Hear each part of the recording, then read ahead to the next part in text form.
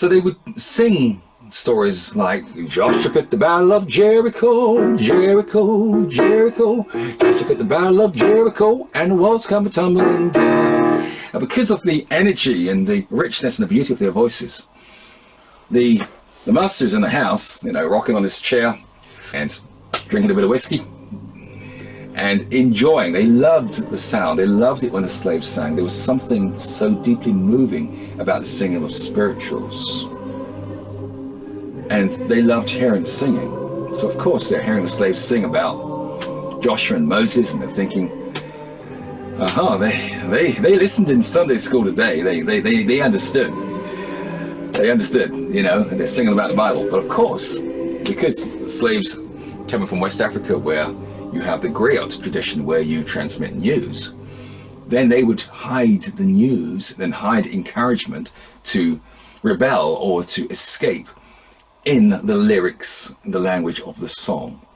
And understanding black music, even if you're understanding something else, oh happy day, oh happy day, even when you hear even songs which are happy and soul music and so forth, underlying a lot of that, you can still hear, if you hear it through another lens, you will hear a sort of pain, a yearning, a longing. You'll hear the voice of suffering, the voice which is hoping.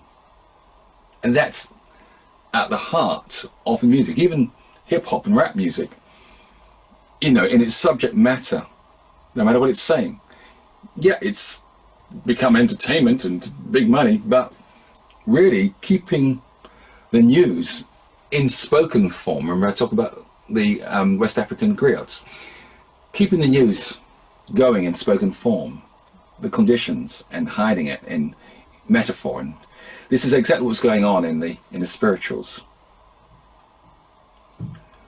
So Harriet Tubman became known as the Moses. So go down, Moses, way down in Egypt land, tell old Pharaoh to let my people go. That's one of the pieces which is incorporated into the Wallen piece which you are doing. And they use these pieces to help each other to escape, let each other know that it's safe to escape tonight, but that be buried in the language of the spirituals. And after emancipation, as I said, the spirituals then took a much more joyful turn, and the language changed, and they started to speak about freedom. There was also commentary on the situation when they sang such lines as, everybody talking about heaven ain't going there. A direct swipe at their slave masters who would go to church and talk about heaven, but in the slave's mind, they weren't truly converted. So they would cleverly put these lines in the music to help each other and to talk about their situation and to keep some sense of collective sanity in what was otherwise a very insane, oppressive situation.